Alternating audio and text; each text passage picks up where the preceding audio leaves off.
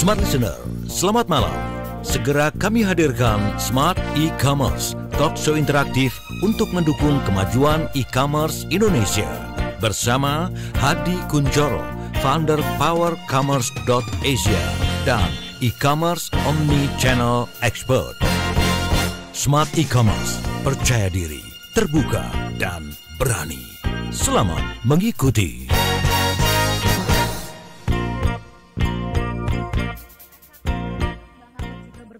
Dengan adanya partner bisnis yang tepat. Ini adalah harapan dari kolaborasi. Dan partner bisnis yang tepat pasti selalu memikirkan atau pasti punya buah pemikiran bagaimana agar partnernya itu juga bisa berkembang. Selamat malam Smart Listener dan juga sahabat yang bergabung 26 tahun Smart FM, Business and Inspiration, your truly business partner. Dan dalam kesempatan malam hari ini kembali dalam Smart E-Commerce kami hadirkan narasumber yang nantinya akan bisa berbagi bersama dengan kita cerita dari lapangan langsung bagaimana menjadi partner bisnis, mengupayakan partnernya bisa berkembang. Saya akan perkenalkan tamu kita, tamu spesial kita, tapi saya mau sapa rekan saya dulu, ada Anastasia Uli. Saya akan bersiaran bersama-sama dengan Anastasia Uli. Halo Anastasia. Halo, selamat malam. Suara jelas ya? Jelas. Clear ya? Nah, kita mau sapa juga narasumber kita, ini udah kangen banget nggak ketemu, mungkin sewindu ya, seminggu serasa sewindu gitu ya. Pak Hadi Kunchoro, selamat malam Pak Hadi. Selamat malam Mbak Ola, Mbak Oli, Mbak Uli, dan juga sahabat-sahabat Smart Listener di seluruh Indonesia. Tuh kan, jadi keplecot saya kebanyakan makan nasi lemak saya. Nasi lemak di Malaysia ya. Saya cuma lihat gambar dan ceritanya doang, gitu ngebayangin makan enak di sana. Oh iya loh, aduh, saya luar biasa ya, 4 kilogram saya kelebihan. Kelebihan, itu bisa dikonversi menjadi minyak goreng loh Pak. Bisa lemak itu. Oke, kita mau sapa tamu spesial kita. Ini kita langsung datangkan dari Surabaya ya Anastasia ya. Okay. Nah ini seru banget karena di acara Smart FM ini tamu-tamunya kita hadirkan langsung dari berbagai daerah di mana Smart FM hadir. Kami perkenalkan kepada Anda semuanya Bapak Muhammad Fixer, APMM, beliau adalah Kepala Dinas Komunikasi dan Informatika Diskominfo Kota Surabaya. Selamat malam Pak Fixer. Selamat malam Mbak Ola, selamat malam Mbak Uli, selamat malam. Salam kenal selalu. Senang hadir di sini bersama dengan Bapak Ibu semuanya ya. Siap. Pak, kalau Dinas Kominfo itu suaranya merdu-merdu ya Pak ya? Enggak juga ya, bukan kriteria. Suara Tapi Bapak memang ini, dibutuhkan. suara Bapak ini enak loh didengar loh Pak.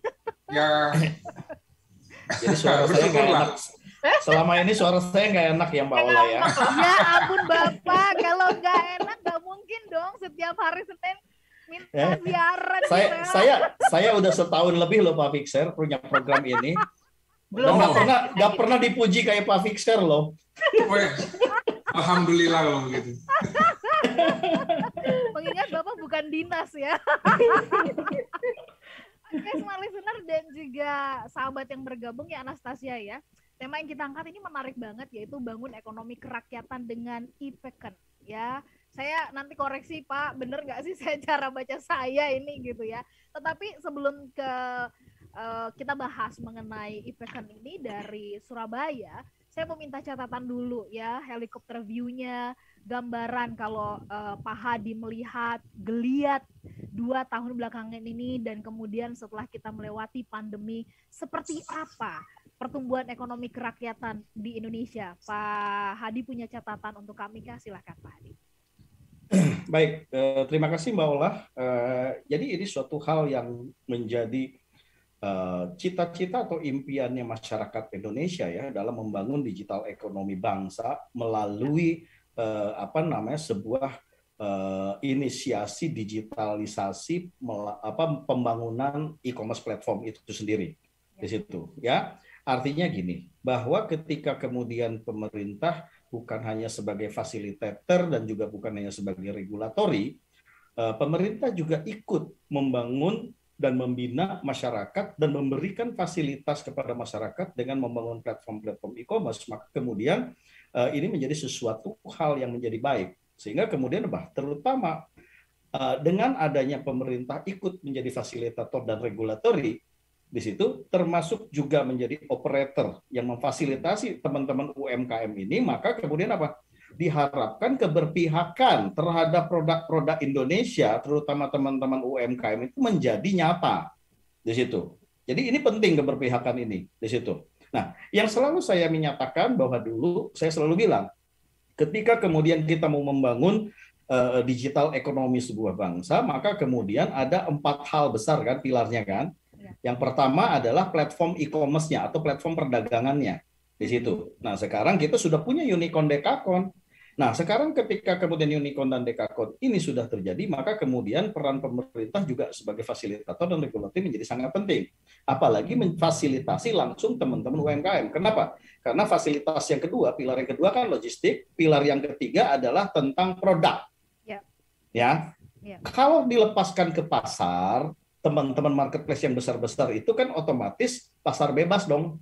Betul. Maka teman-teman UMKM yang kecil-kecil ini akan menjadi pertempuran dengan pasar bebas di marketplace besar di situ. Tapi hadirnya pemerintah menjadi fasilitator ini dengan adanya IPECKEN yang ada di Surabaya ini, maka kemudian pemerintah juga memberikan sebuah keberpihakan kepada UMKM ini di situ.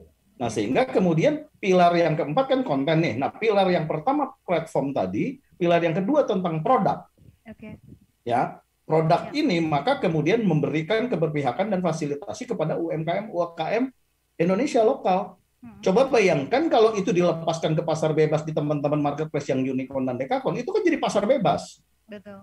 Pertanyaannya, sanggup nggak teman-teman UMKM bertempur di pasar bebas dengan produk-produk impor dan sejenisnya? Nah, dengan adanya fasilitas model-model yang dibangun oleh teman-teman di Surabaya dengan IPECKEN ini, maka kemudian berharap keberpihakan produk-produk lokal dan UMKM ini menjadi nyata di situ.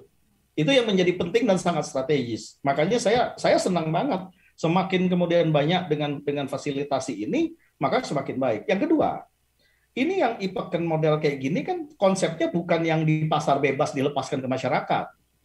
Ya, pasti teman-teman UMKM itu platform e-commerce IPECKEN ini menjadi sebuah off-taker. Off-takernya siapa? Adalah pemerintah. Ya kan? Pemerintah kalau mau meeting, ya beli konsumsinya jangan beli di restoran, jangan beli di tapi di teman-teman UMKM. Di situ. Itu yang dibilang off-taker di situ. Tapi kalau bayangkan kalau dilepaskan ke si marketplace yang orange, yang hijau, UMKM kan bertempur bebas. Kalau ini kan fasilitasi di off-taker kan. Di situ. Nah, ketika kemudian off-taker-nya disupport oleh pemerintah, entah itu di Pemda-nya entah kemudian di BUMD-nya kalau ketika ada meeting, ada kebutuhan apa dan sejenisnya dari teman-teman UMKM, maka volume UMKM ketika produksi semakin meningkat. Ketika meningkat, maka dia siap berkompetisi di situ. Sehingga ketika kemudian step berikutnya dilepaskan ke pasar bebas, UMKM-nya sudah punya volume yang memang sudah disupport. Betul, di situ. Saya support nih, Pak Fixer, saya senang banget nih yang kayak gini gitu loh. Jadi keberpihakan itu penting di situ. Ya. Kita nanti coba gali bentuk dari IPECKEN ini yang difasilitasi oleh pemerintah daerah Kota Surabaya. Seperti apa, sejauh apa, dan apa saja produk di dalamnya. Nanti kita akan gali di part yang kedua. Pak Fixer, sabar sebentar, kita berikan kesempatan dulu beberapa informasi kami hadirkan. Dan buat Anda semuanya yang ada di Surabaya, Arek Surabaya, silakan Anda boleh bertanya dan mungkin bisa sharing ya yang sudah bergabung juga atau mempergunakan fasilitas IPECKEN ini melalui YouTube di kanal Smart FM. Di channel itu Anda bisa live chat atau juga WhatsApp ke 0812 11 12 959. Kami jeda sesaat, tetap bersama dengan kami. Tetaplah bersama kami dalam Smart E-Commerce bersama Hadi Kuncoro, founder powercommerce.asia dan e-commerce omni-channel expert. Seberapa besar arti sebuah kata? Pandemi COVID-19 harus dihadapi dengan lapang dada. Tapi tidak lupa selalu harus berusaha. Mendukung Anda terus merawat asa, kami hadirkan cara baru mendengarkan Smart FM melalui aplikasi Joox Music. Download melalui Play Store dan Anda bisa mendengarkan Smart FM dimanapun, kapanpun. Mendalami bidang komunikasi dan menjadi praktisi itu menurut saya sangat dibutuhkan. Sekali lagi, download aplikasi Joox Music di Play Store. Smart FM, Business and Inspiration, part of KG Radio Network. Smart Listener, terima kasih Anda masih bersama kami, dan untuk Anda yang suka banget dengan yang namanya musik nih Smart Listener, yang satu ini, event yang satu ini dijamin deh nggak akan mau ketinggalan gitu ya untuk mengikuti event yang satu ini, Jakarta International BNI Java Jazz Festival 2022. Balik lagi nih dengan line up yang super keren, bakal ada penampilan dari PJ Martin, The Temptation featuring Glenn Leonard, lalu juga Dirty Loops, Kahitna, Yura Yunita, ada Arsi Widianto dan Tiara Andini maksudnya, Humania, dan masih banyak lagi. Catat tanggalnya Smart Listener mulai dari 27 Mei sampai 29 Mei 2022 di Jakarta International Expo Kemayoran. Tiket bisa Anda beli di official website javajazzfestival.com, dan untuk melakukan pembelian tiket pastikan Anda sudah menerima vaksin primer lengkap dan booster Smart Listener. Info lebih lanjut langsung saja follow sosial media @javajazzfest di Instagram, Twitter, Facebook, dan TikTok. Jakarta International Java Jazz Festival 2022 is supported by BNI, Teh Botol Sosro, MLD Spot, and organized by Java Festival Production. Berlalu lintas di kota besar memang akan sering mengalami kemacetan. Tapi kalau bisnis atau usaha Anda tentu tak boleh sampai macet. Agar tidak macet, saatnya sekarang produk dan jasa yang Anda kelola semakin dikenal bersama Smart FM Network. Business information, wisdom and inspiration. Bersama Smart FM Network, produk dan jasa Anda berpeluang semakin dikenal, dipercaya, dan dipilih masyarakat. Promosikan produk dan jasa Anda di Smart FM Network dengan jangkauan luas, program-program berkualitas dan inspiratif. Kami siap membantu bisnis atau usaha Anda lebih sukses. Segera hubungi untuk pemasangan iklan Anda di 021 638 74090. Smart FM Network, Group of Radio Kompas Gramedia. Smart FM, Business and Inspiration.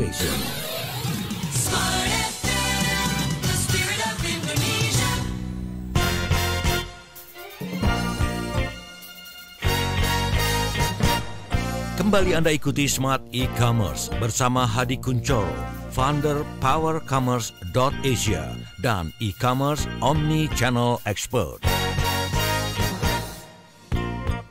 Perbincangan malam hari ini Smart Listener di Smart E-Commerce. Kami mau sapa Anda yang mendengarkan melalui aplikasi Joox Music, Smart Listener, terutama Anda yang ada di Surabaya. Nah, hari ini kami lagi, istilahnya anak sekarang apa ya, lah, kepoin ya. Kepoin Surabaya nih. Kepoin Surabaya dengan ipekennya ya. Nah gitu ya. Jadi Anda boleh bergabung bersama kami nih Smart Listener. Kalau berbicara mengenai e-commerce ya, bagaimana caranya pemerintah ini bisa support yang namanya UMKM. Kalau berbicara mengenai UMKM, lalu tadi Pak Hadi bilang kalau langsung dicemplungin gitu ya ke marketplace yang wah sudah banyak sekali kompetitornya. Bukan nolongin itu namanya, tapi bagaimana caranya kita betul-betul bisa membuat UMKM ini berdaya dan juga berjaya. Nah, kita harus punya urun urun rembuk atau urun saran atau bukan cuma sekedar rantangan ya. Rantangannya nyata kan ya. Nah, mungkin ini yang dilakukan oleh ikan ya, lah ya.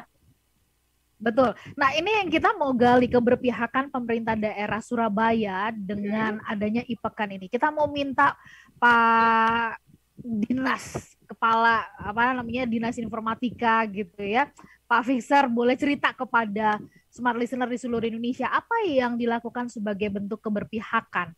Nah, ini kenapa juga idenya datangnya dari Dinas Informatika gitu ya. Biasanya orang berpikirnya kan ini dari koperasi kah gitu ya, atau perdagangan dan sebagainya. Silakan Pak Fixer, boleh diceritakan dulu kepada kami, Pak. Ya, terima kasih Mbak Ola, Mbak Uli. Tadi Pak Kuncoro banyak banget ya, sangat luar biasa kasih pandangan ke kami. Jadi ada keterpihakan.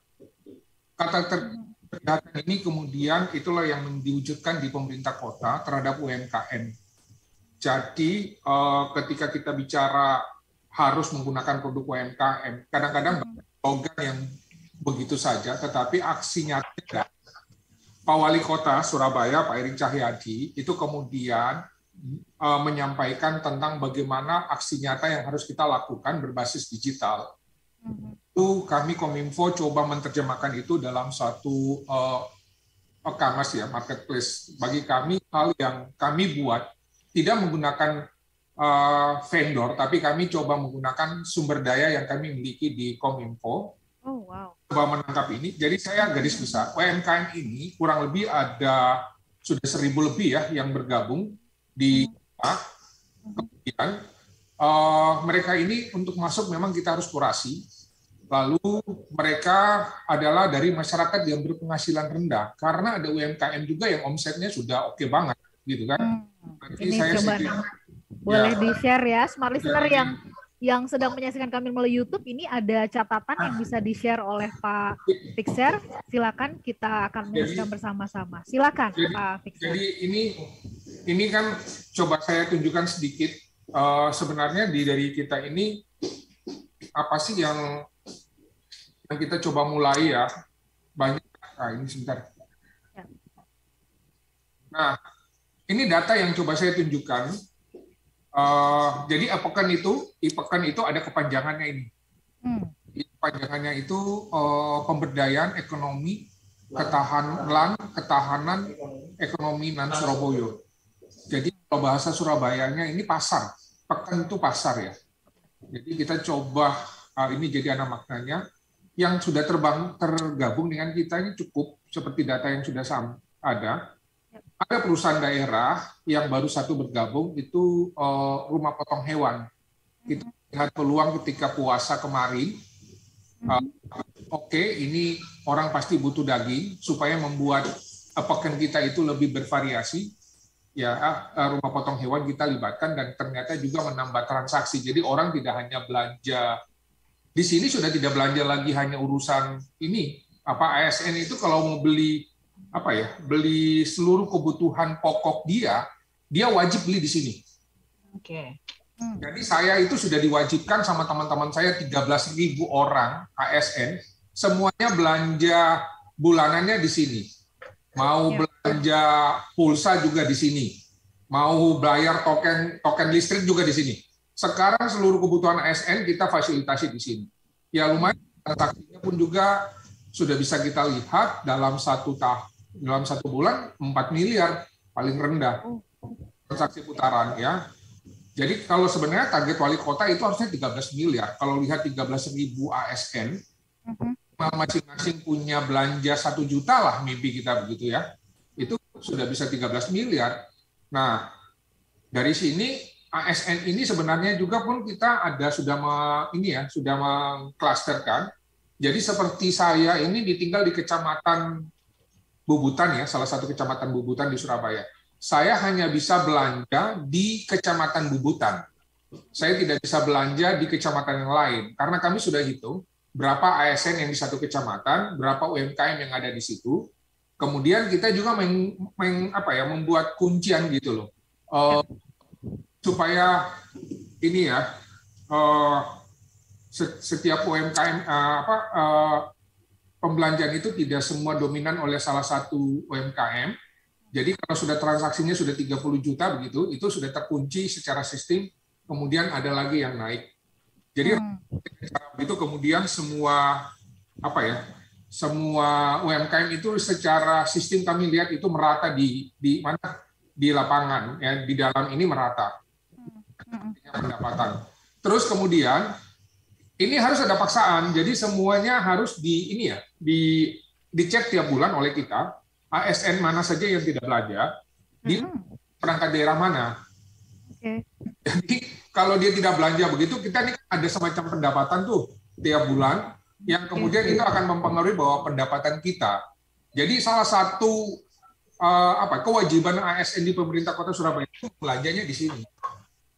Nah, begitulah kira-kira ya yang selama ini kita coba bangun di ini ya, gambaran singkat ya. Oke. Nah, kita mau tanya dulu nih tanggapan dari Pak Hadi.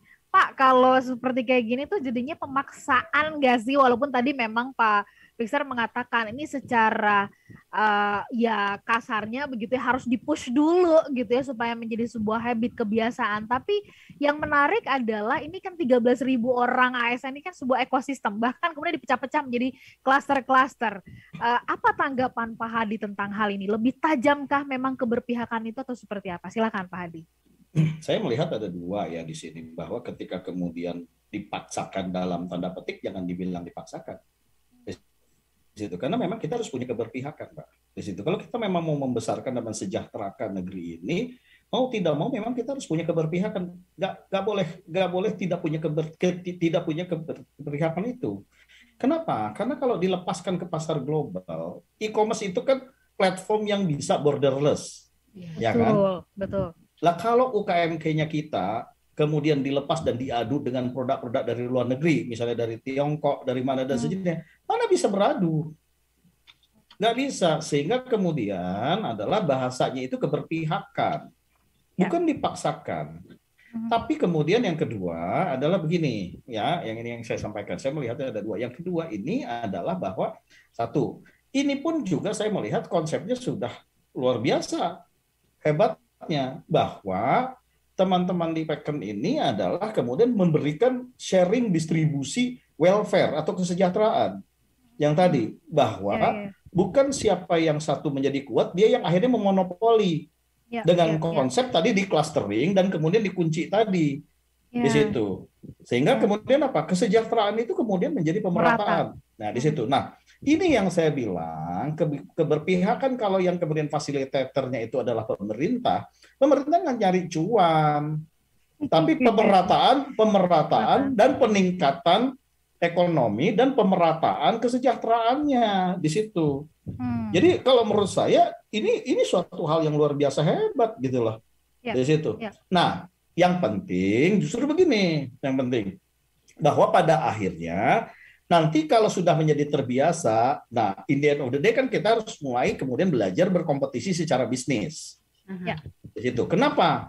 Karena kalau seandainya si orange dan si hijau dan si biru ngasih diskon 90%, mau dipaksa kayak apapun ASN tengok ke kanan kan gitu, tengok ke kiri kan.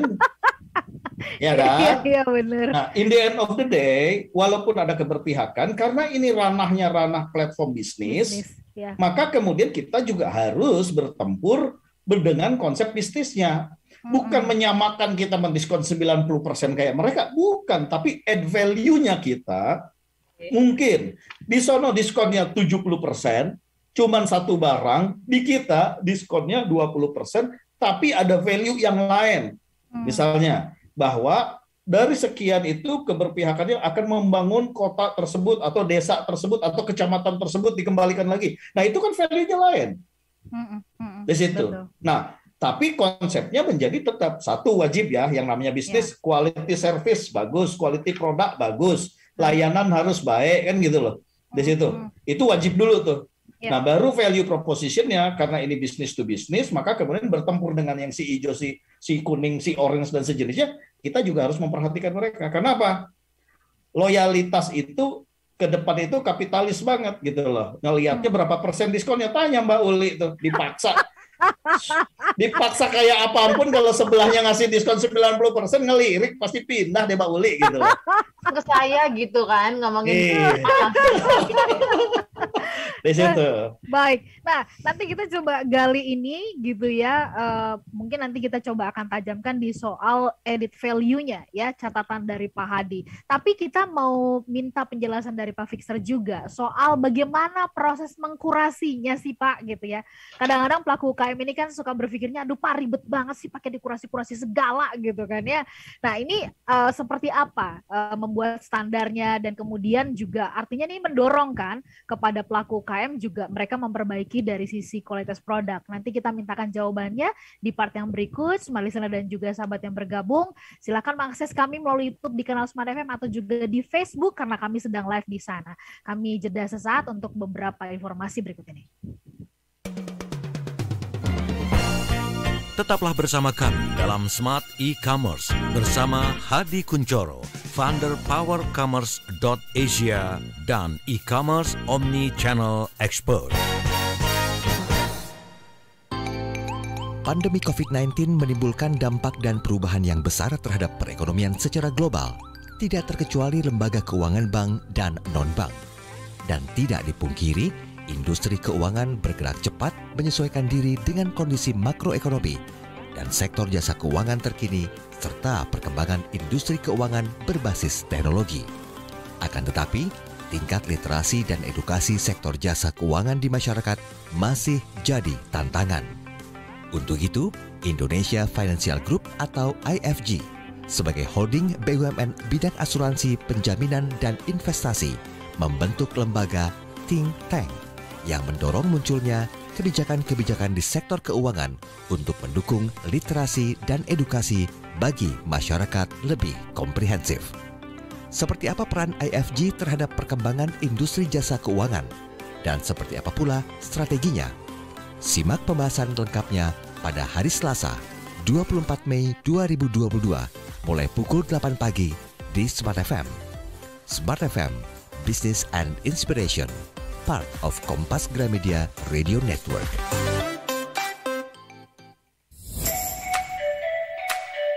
...26 tahun Smart FM Network. Your truly business partner. Your truly business partner. Selama 26 tahun kami telah menemani Anda, menginspirasi, menambah wawasan, membuka banyak hal sehingga bisnis, karir, dan kehidupan yang Anda jalani bisa semakin bertumbuh dan berkembang menuju ke arah kemajuan. Sebagai partner, kami ingin lebih dekat dengan Anda. Follow kami di Instagram @radiosmartfm959. Berbagai rekaman talk show kami dengan topik yang menarik dan sangat bernas bisa Anda dengarkan dan Anda simak di YouTube channel Smart FM. Sekali lagi di YouTube channel Smart FM. Anda juga bisa mendengarkan kami dimanapun tanpa batas melalui streaming di www.radiosmartfm.com. Atau Anda bisa mendengarkan kami melalui Jux Music yang bisa Anda download dari Play Store. 26 tahun Smart FM Network, your truly business partner. Your truly business partner. Dunia kini berubah, ragam informasi tersaji dari berbagai platform. Tetapi apakah Anda tahu sejauh mana kebenaran informasi tersebut? Hati-hati dengan informasi yang Anda konsumsi. Informasi yang didengar, dibaca akan tersimpan di pikiran dan mempengaruhi keputusan dan tindakan kita. Smart FM, The Spirit of Indonesia, menjadi sahabat terbaik Anda. Menghadirkan lebih dari sekedar informasi yang menghibur, namun mengungkap kebenaran, berbagi inspirasi, dan bersama-sama merawat asa. Apakah yang dimaksud dengan sukses adalah? Maka bila sosialisasi berkurang, maka secara otomatis keuangan berputar itu akan menipis. Di digital, kamu lakukan apapun, rekam jejak digital kamu. Dan kapan saja tinggal dibuka. Subscribe YouTube Smart FM dan mari nikmati berbagai layanan video Smart FM di YouTube channel Smart FM. Semua kami hadirkan untuk mengedukasi, menginspirasi, menguatkan, dan bersama Anda merawat asa. Smart FM, Business and Inspiration. So, pastikan subscribe YouTube channel Smart FM. Smart FM, the spirit of Indonesia.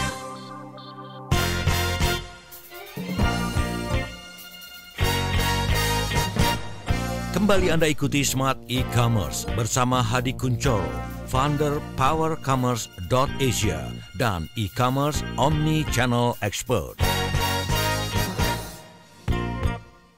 Kita lanjutkan perbincangan kita di Smart E-Commerce, Smart Listener. Hari ini kita berbicara bangun ekonomi kerakyatan dengan e-Pekan. Kita langsung mendengarkan sharing dari Pak Fixer, Kepala Dinas Komunikasi dan Informatika Kota Surabaya. Dan juga Smart Listener, kami nantikan Anda yang bergabung dalam perbincangan ini lewat WhatsApp 0812 11 12 959, juga melalui streaming di www.radiosmartfm.com, juga melalui YouTube channel kami @radiosmartfm. Kami mau sapa Anda bukan cuma yang ada di Surabaya. Nanti yang lain bilangnya gini lah, yang di Surabaya aja nih yang disapa sama Uli sama Ola ya. Enggak, yang di Yogyakarta juga kami sapa. Anda yang ada di Medan, Pekanbaru, Palembang, lalu juga Balikpapan, Banjarmasin, Manado, Makassar, Pekanbaru. Wah, semuanya deh yang bisa mendengarkan kami malam hari ini kami sapa. Yuk kita dengarkan perbincangan di malam hari ini. Ini satu hal yang menurut saya bisa kita contoh ya, bisa kita tiru begitu. Kalau memang ingin atau berpihak pada yang namanya UMKM, tindakan realnya seperti apa nih? Kalau tadi Pak Hadi bilang bukan masalah pemaksaan, tapi keberpihakan. Itu saya setuju banget tuh Pak Hadi. Ketika kita sudah siap untuk berpihak gitu kan ya, kan bukan cuma ngomong dong gitu ya. Iya betul. Tindakan nyatanya apa kan begitu. Iya, salah satu yang juga dilakukan oleh Pak Hadi, tindakan nyatanya kalau kemana-mana nih gitu ya, makan makanan lokal.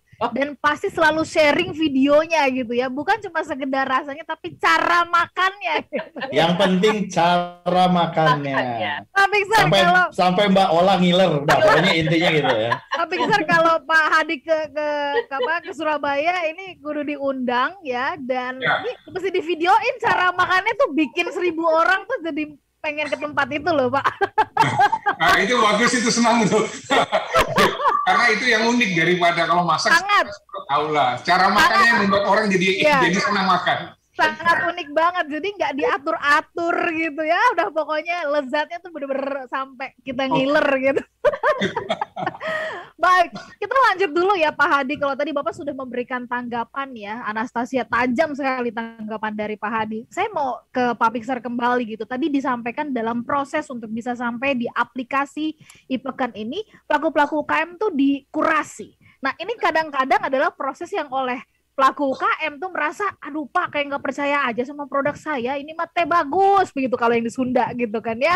Nah itu gimana proses kurasinya? Apakah dilakukan sendiri oleh Kemenfo, Dinas Informatika di sana, atau bekerja sama dengan lembaga lain? Mungkin Bapak bisa ceritakan, silakan.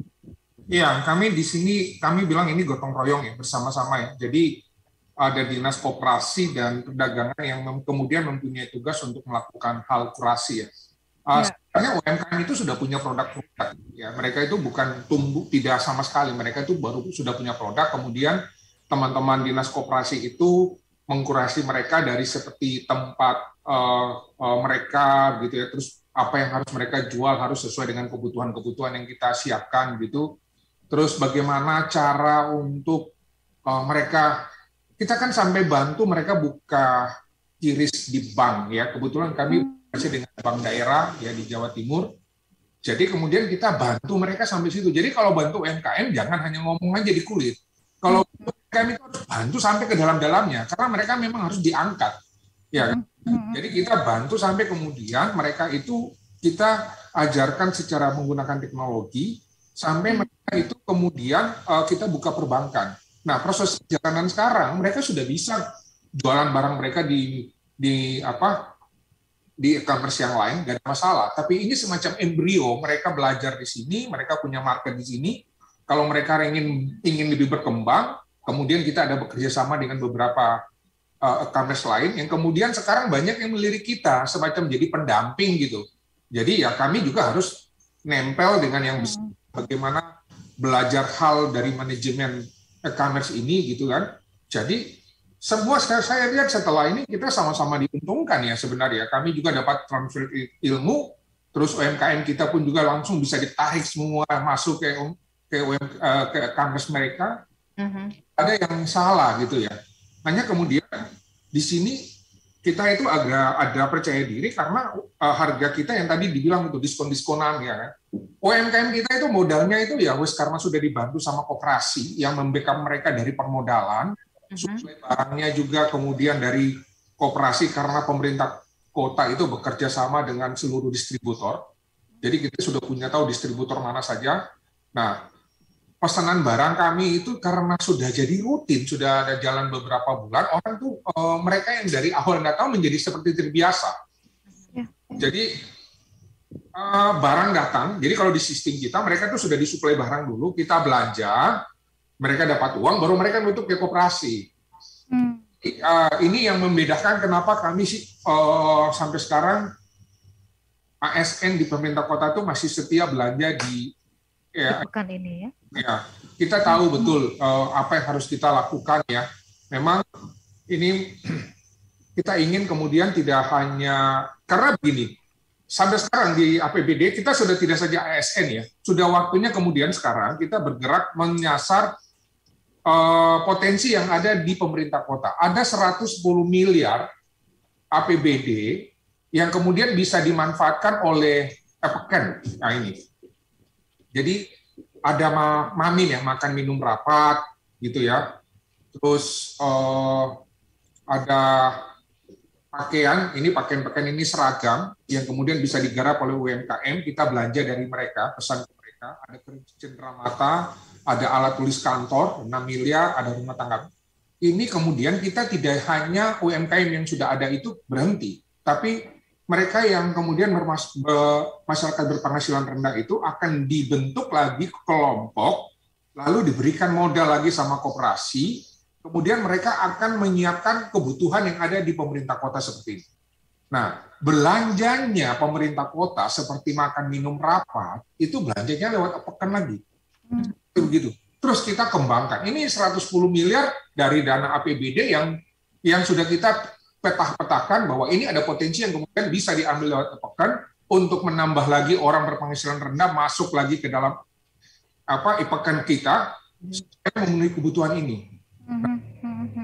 Ini sekarang lagi digarap. Dengan demikian kan warga Surabaya itu punya pendapatan sudah semakin baik lah. Jadi tidak berpenghasilan rendah ya. Target Pak Wali kan kalau bisa itu warga Surabaya satu keluarga itu 7 juta. Itu mimpi Pak Wali. Wow. Okay. Jadi kemudian kita sekarang bagaimana salah satu contoh dari sekian.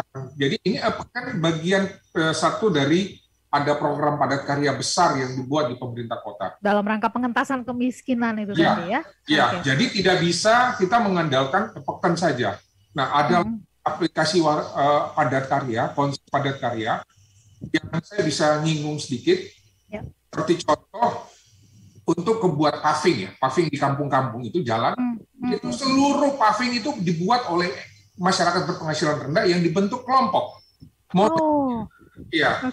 Jadi mereka dilatih oleh pemerintah kota. Pembuatannya. Pembuatan paving, alatnya disiapkan oleh pemerintah, ya, tenaganya dari mereka. Kemudian pasir membuat paving itu yang jual adalah UMKM, ya, mereka yang jual. Jadi UMKM itu tidak selamanya harus jual baju, jual ada pasir juga di sana ya. Dijual sama mereka kan. Lalu pasirnya dari mana? Dimodali dari pemerintah kota, menggunakan aset-aset pemerintah kota kan punya lahan-lahan itu. Nah, aset itu disiapkan, mereka naruh barang mereka di situ. Yang beli pasir adalah yang buat paving. Jadi pembuat paving beli pasir dari mereka. Lalu kemudian dicetak di pemerintah kota oleh mereka juga, kemudian dipasang oleh tenaga-tenaga dari mereka juga, ya. Jadi perputaran uang ini berputar di situ untuk proyek paving. Nah, belum lagi yang lain kalau saya bilang ya. Jadi ini bagian dari bagaimana komitmen dari pemerintah kota untuk pementasan kemiskinan di masa-masa pandemik inilah. Begitu Mbak Ola. Ya. Pak Hadi, saya mau minta tanggapan dari Pak Hadi tadi ya soal koordinasi yang begitu apik begitu ya, terintegrasi banget gitu ya, satu dengan yang lain gitu kan. Ini kayak menjadi PR bersama-sama gitu, nggak ada merasa bahwa ini panggung aku gitu ya. Nanti saya mau minta tanggapan dari Pak Hadi, tetapi kita jeda dulu. Wah, ini ternyata tinggal satu sesi lagi. Kayaknya kita harus ngebut dan mudah-mudahan nanti lain waktu kita bisa sambung silaturahmi. Tapi kita masih punya satu sesi yang terakhir, Smart Listener, menggali lebih jauh lagi dari apa yang dilakukan oleh Dinas Informatika, ya, Komunikasi dan Informatika di Surabaya dengan e-pekan ini. Kami jeda sesaat, tetap bersama dengan kami. Tetaplah bersama kami dalam Smart E-Commerce bersama Hadi Kuncoro, founder powercommerce.asia dan e-commerce omni-channel expert. Emas disebut-sebut sebagai instrumen investasi yang rendah risiko namun menawarkan keuntungan yang besar. Namun, banyak orang hanya fokus pada keuntungan saja tanpa mau belajar lebih cermat emas. Padahal ketika seseorang memutuskan berinvestasi emas memiliki banyak bentuk yang dapat dipilih seperti emas batangan, tabungan emas, angsuran emas, berkebun emas, dan lain-lain. Untuk itu, penting mempelajari tentang instrumen emas lebih mendalam. Dapatkan informasi lengkap mengenai berinvestasi emas dan apa saja bentuk investasi emas yang dapat dipilih dalam perbincangan interaktif di Smart FM Network bersama Ryan Filbert, praktisi dan inspirator investasi Indonesia, brand ambasador Okta Investama Berjangka. Rabu, 25 Mei 2022, mulai jam 8 sampai 9 pagi waktu Indonesia Barat. Live di 10 kota Smart FM Network. Jakarta, Surabaya, Yogyakarta, Medan, Palembang, Pekanbaru, Banjarmasin, Balikpapan, Makassar, dan Manado. Pastikan Anda bergabung bersama kami dan jadilah investor cerdas. Smart FM, Business and Inspiration, part of Kompas Gramedia Radio Network. BBC Minute brings you the news. Time for another quick world news update. The world in 60 seconds. BBC Minute brings you sport. The headlines from Wednesday's matches. A freak goal denied them victory. BBC Minute brings you the latest trends. Top global trend right now. Seeing some amazing pictures from around the world. And all in just a minute. Everything you need to know. It is huge. I loved it. BBC Minute on Smart Jakarta 95.9 FM. Business and inspiration, part of the KG Radio Network. Yang kedua adalah bagaimana caranya mencuri perhatian. Mencuri perhatian dari audiens di menit-menit awal ya. Aku suka banget dengerin Smart FM karena dari perbincangannya bisa mendapatkan wawasan dan pengetahuan, terutama dalam membangun bisnis atau ingin berkembang dalam berbagai bidang. Dan sekarang dengan kemajuan teknologi, semua perbincangan tadi diramu dengan sangat-sangat simpel sehingga Anda langsung bisa mendapatkan solusi atau juga trik dalam membangun bisnis atau keuangan atau ingin mengembangkan diri Anda. Ayo dengarkan podcast Smart Inspiration. Anda bisa klik bit.ly/Spotify Radio Smart FM. Sekali lagi, klik bit.ly/Spotify Radio Smart FM dan nikmati berbagai inspirasi untuk menjadi yang terkini. Smart FM, your truly business partner. Smart FM, Business and Inspiration, part of KG Radio Network.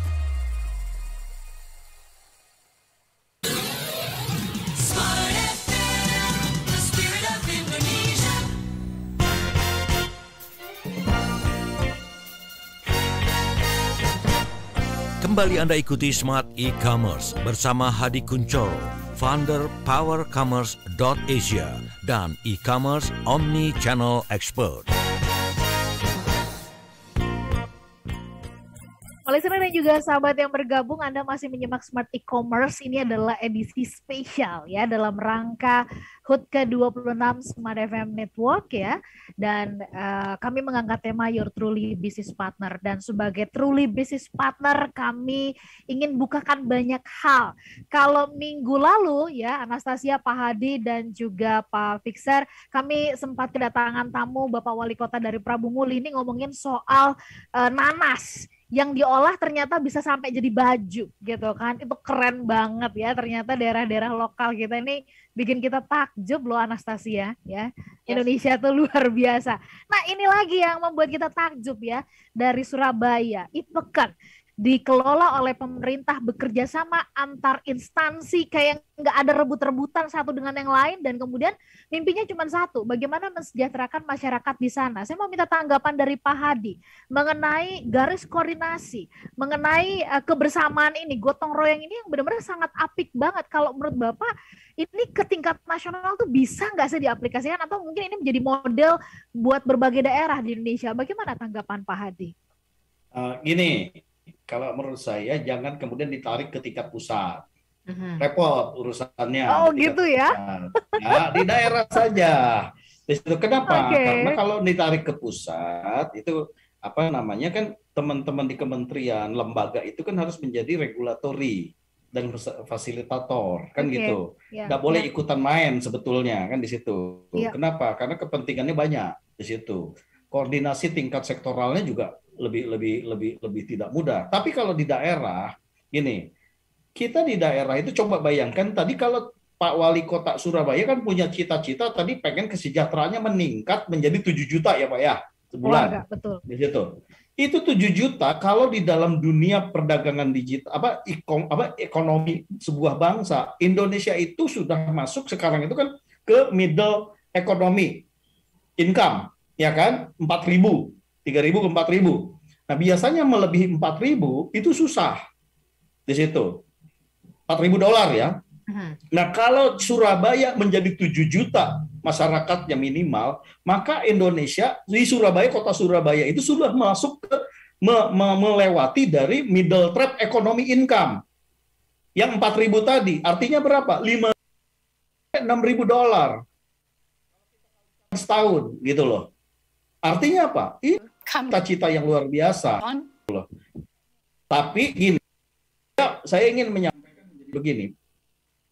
Jadi Pak Fixer, bahwa kalau di dunia swasta, e-commerce itu bikin platform, exit-nya kemana Pak? Exit-nya kan pengen jadi unicorn Pak. Yang pengen jadi super ekosistem Pak. Kan gitu ya? Dan sejenisnya. Nah teman-teman di Surabaya, exit plan-nya harus jadi apa Pak? Harus jadi super ekosistem yang dimana menciptakan smart city, Pak. Tapi berangkatnya dari platform apa? Dari platform e-commerce Peken ini. Di situ urusan sampah, urusan nanti bayar listrik, bayar air, urusan kemudian nanti ketika ada informasi apa dan sejenisnya itu ada di platform yang satu. Itu yang jadi super ekosistem yang nantinya menjadi smart city. Basic platform smart city-nya Surabaya. Itu satu. Yang kedua, jangan pakai bahasa gini Pak Fixer. Kalau tadi kan Mbak Lola ngomongnya gotong royong antar sektor kan gitu loh. Bedanya bahasanya kalau anak-anak startup, e-commerce startup yang unicorn itu bahasanya apa? Collaboration. Padahal sebenarnya kok gotong royong gitu loh. Ya kan? Jadi sebetulnya bahasa-bahasa yang terkesan startup itu keren karena pakai bahasa yang collaboration. Padahal apa sih artinya? Gotong royong. Sama kok gitu loh. Cuman yang penting justru mindsetnya gotong royong antar sektoral selama tujuannya adalah exit plan-nya menciptakan masyarakat Surabaya menjadi $6.000 pendapatannya tadi ya 7 juta itu kan sekitar $6.000 ya kan setahun. Artinya itu udah jadi saya yakin termasuk kota Madia yang paling kaya itu nantinya pendapatannya per kapitanya. Yang kedua, kalau udah cita-citanya begitu, berarti kan semua orang bergotong royong untuk mewujudkan itu, nggak punya kepentingan kelompok gitu loh. Nah, yang kedua adalah kolaborasi ini harus punya tujuan cita-cita. Exit plan dari Ipeken ini harus menjadi super application untuk menjadi platform smart city-nya Surabaya. Jadi mungkin 2-3 tahun dari ke depan harus sudah punya cita-cita itu tuh. Dari situ. Jadi satu aplikasi for everything. Keren. Kita support Surabaya ya. Ini pendapatan bisa seperti itu. Kami mungkin nanti akan berbondong-bondong pindah Surabaya, Pak. Iya. Makanya saya punya kantor dan punya cabang selain di Malaysia di Surabaya. Nomor 2 paling gede. Surabaya ya. Pak Hadi memang udah visioner banget ini membidiknya gitu ya. Pak Fixer, ini kita sampai di penghujung ya. Boleh cerita sedikit apa respon dan kemudian dampak positifnya lah ya. Artinya sekarang sudah sampai di mana posisinya dengan adanya IPEKAN ini terhadap pemberdayaan ekonomi kerakyatan tadi. Kalau kita hitung-hitungan target 100% sekarang ini sudah sampai di level berapa persen sih Pak Fixer? Silakan Pak. Ya, kalau kita kan targetnya itu bagaimana semua orang masyarakat berpenghasilan rendah di Surabaya itu bisa kita ajak masuk ke IPEKAN ini ya. Itu goal kita ya. Sebab sebenarnya kita di dalam proses ini tidak ada yang secara finansial Kominfo itu nggak ada uangnya di situ. Tapi bagaimana itu ada di masyarakat semuanya. Ya.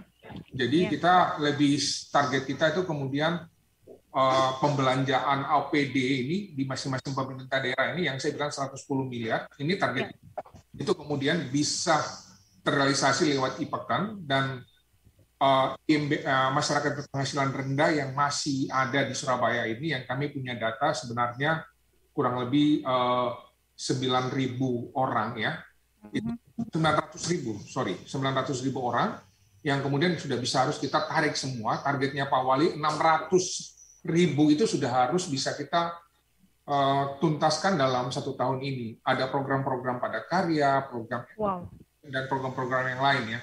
Jadi memang kita ada punya target yang kemudian kita ingin capai. Hari ini IPEKAN sudah masuk ke LKPP dan sudah masuk dalam pengadaan ya. Jadi semua sudah bisa akses. Kami juga ada pembenahan untuk develop di IPEKAN untuk bisa lebih oke gitu ya.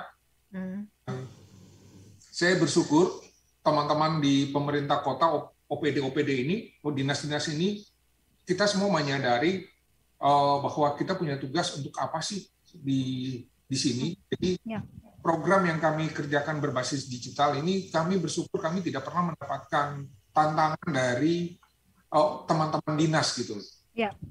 Bilang kolaborasi ya betul. Kita tidak pernah merasa ada saingan. Ya, kita sama-sama duduk. Paling ramai itu ya, asiknya itu kalau kita sudah bicara bisnis proses, ya ini habis-habisan di situ. Tapi kemudian kita sudah sepakati bahwa ini jalan. Saya bersyukur smooth. Tidak ada yang kemudian tuh setelah jalan terus protes sana protes sini, tidak ada. Itu yang happy-nya di Surabaya bekerja dengan teman-teman di sini itulah. Mudah-mudahan upaya-upaya pemerintah lewat Wali Kota Surabaya ini kita bisa memberikan kontribusi nyata bagi UMKM khususnya bagi masyarakat berpenghasilan rendah. Demikian Mbak Ola. Ya, baik. Pak Fixer dan juga Pak Hadi, rasanya saya masih ingin menyambung silaturahmi, tapi next time ya, barangkali kita bisa sambung silaturahminya offline begitu ya, sambil mungkin menikmati makanan khas di sana Pak, sambil kita ngeliatin Pak Hadi aja dulu gitu ya di sesi yang pertamanya, itu udah berasa kenyang banget itu nanti. Ada banyak hal yang bisa dipetik dalam hal bagaimana pemerintah punya keberpihakan yang nyata sesungguhnya ya kepada masyarakat. Jadi bolak-balik kalau dalam perbincangan kami dengan Pak Hadi, beliau menggarisbawahi pentingnya ada platform, kemudian juga ekosistem dibangun, logistik, dan sampai kemudian bentuk keberpihakan yang sungguh serius. Dan ini nyata dari Surabaya, ini dicontohkan. Mudah-mudahan ini juga menjadi contoh ya buat daerah-daerah yang lain. Pak Fixer pasti terbuka dong ya nanti buat. Ya, saya terima kasih buat masukan Pak Hadi. Jadi super ekosistem smart city ini yang tadi sempat disinggung. Saya kira kemudian nanti kami akan bahas ini menjadi sesuatu yang nyata di Surabaya. Saya terima kasih Pak Hadi sudah diingat. Siap. Nanti kalau butuh informasi atau ngobrol lebih lanjut Pak Fixer, nanti saya share nomornya Pak Hadi ya kepada Pak Fixer ya. Okay. Dengan senang hati, hati. Kami pamit Smart Listener, dan hasil perbincangan ini kami akan cacah kembali dan kami simpan di podcast khususnya di program Smart E-commerce. Sukses untuk Anda semuanya. Kami pamit. Sehat-sehat untuk Pak Fixer dan juga Pak Hadi. Saya Ola Nurlija. Saya Anastasia Uli. Saya Hadi Kunchoro. Dan saya Muhammad Fixer. Mengucapkan terima kasih, selamat malam, dan sampai jumpa.